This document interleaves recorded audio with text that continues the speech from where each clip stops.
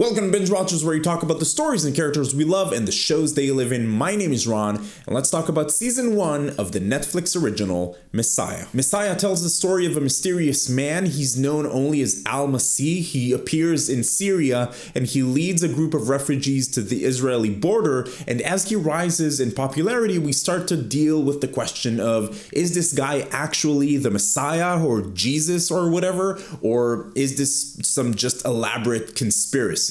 The story spans the US and Israel, and you have authorities from both countries going after this guy, and most of the show is them trying to figure this guy out while, struggling with their own problems. The TLDR here is that this show is fine, it's okay. I didn't think that it was as clever as it seems to think it is, but it's a pretty solid political thriller. The interesting thing for me in this show was to watch it as a guy who's from Israel and lives in Israel and served in the military here, just like everybody does here, because the show does deal with some sensitive issues that I was really interested to see how they take on.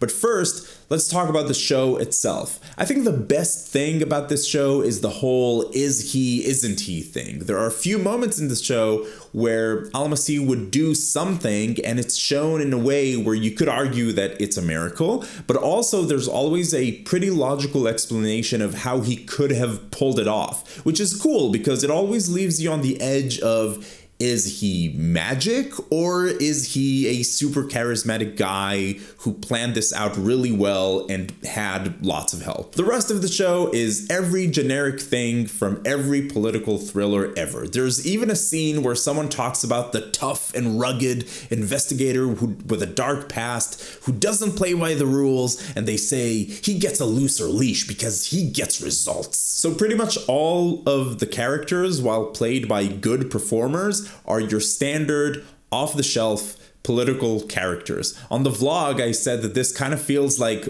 the poor man's homeland, and at times it really does. I didn't really care about any of the personal stories of any of the supporting characters simply because they felt like stock stories, just done in an okay way. The thing that kept me interested throughout the show was trying to figure out if this person is supposed to really be the Messiah or just a guy who was able to get a lot of people to follow him. One thing that this show is not is subtle. Except for a few precious, cool scenes that leave you guessing about him, this show beats you over the head with how clever it thinks it is. The personal stories of the Israeli and the American law enforcement agents and the priest who follows this guy were all so predictable, but at the same time, I felt like the show was like grabbing me by the shirt and telling me like, do you see the struggle that they're going through? And I'm like, yes, I see it. I've seen it a million times before. I get it. Or at the beginning of the show, there's this big sandstorm before we even meet this guy, and they immediately show a news report saying it's a storm of biblical proportions. I mean, come on. As for the Israeli stuff, I mean, I kind of get it. They have to play to what people are already familiar with. I assume that in every American show where they have, for example, Russian characters or Arab characters or anything that isn't American really, if you're from those places, you're cringing out of your soul because they're doing everything wrong. But in fact, they're just not making the show for us. They're making it for other Americans. So I get it, but I still cringed hard. So for example, I know people imagine Israel to be just like this desert with camels walking around everywhere. And while that exists to the south of the country, it was still pretty funny to me that they crossed the border from Syria to Israel and they made it a desert. Like, that's the Golan Heights. I mean, that whole area is as green as it could be. Just look at it on, Google Maps. So again, I get it. Like, I get why they made it a desert, because maybe it wouldn't make sense to people that there's like this huge green area in Israel, but that's what the north of Israel looks like. So I get it, but I can still complain about it on the internet. And the Israeli actors were all good. These are mostly pretty well-known people. The cringe there was the scenes in Hebrew, of which there are many, felt like they were written in English and then put through Google Translate. So I think they intentionally wrote lines that would be easier to translate. I don't speak Arabic, so I don't know if it's the same deal with the scenes in Arabic, but I imagine it is. And the rest of it is just like, you know, you see them go about their stuff, like with the military, and you're just like, nothing works like that. Nothing looks like that. It's all just like a bizarro parallel universe Israel. It's fine. It's fine. It's a show. It's like, it's all fine. It's just weird. Bottom line, should you watch it?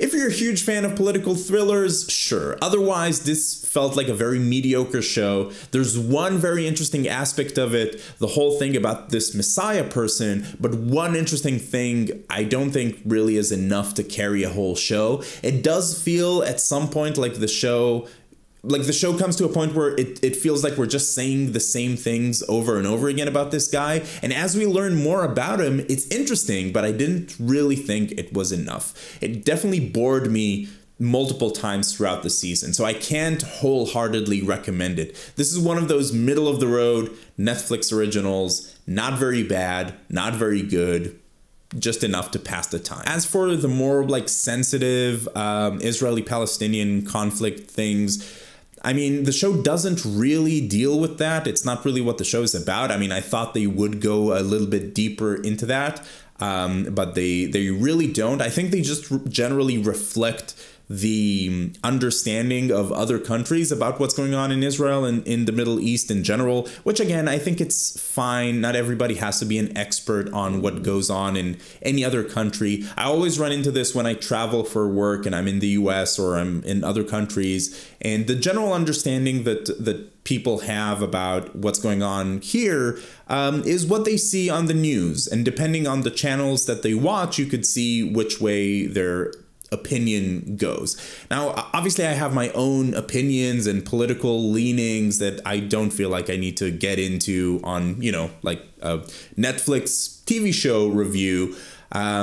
So when I watched this show, I mean, some things I thought they got like right, some things I thought they got wrong, but there wasn't anything that I thought was like that like deviates very far from how people generally perceive this situation. So, I mean, I guess my own political leanings would align more to the left, but whenever I talk about this stuff with anyone really, like regardless of if they're like more to the left or more to the right, everybody pick and chooses their news sources, right? Like they will read the news or the channels that reinforce the things that they already believe. So they made up their mind already about what's right and what's wrong.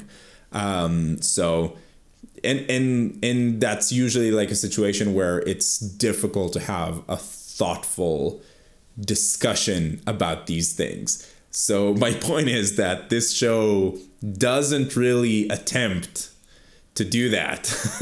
It's not that deep. Anyway, I'd love to know what you thought about this show. Let me know all your thoughts in the comments down below. Please don't let it devolve into a useless like political debate. It's much more fun to just talk about TV shows. If you're going to be talking about spoilers, please use spoiler tags in your comments. And if you're finding Binge Watchers for the first time, welcome. I'd love for you to join the Binge Watchers community, subscribe to the channel. We talk about TV here. We have a lot of fun. I have no idea what I'm saying. Anyway, keep binging, and I will see you next time.